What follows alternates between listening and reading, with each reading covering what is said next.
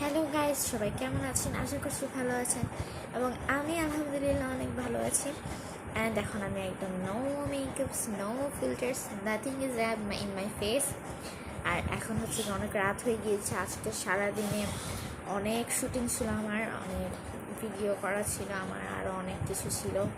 So সেগুলো শেষ করে এখন রিল্যাক্স মোডে এসেছি। ভাতটা আম্মু খাইয়ে দিয়েছে আমাকে, আর আমি একটু সিক সেই জন্য।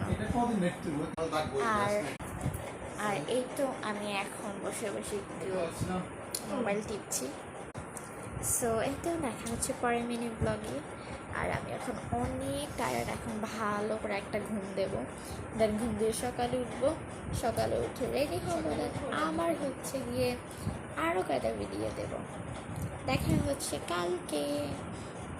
আর আমার এই ট্রেনটা এত পছন্দ, এটা আমাকে আমার বাবা দিয়েছে।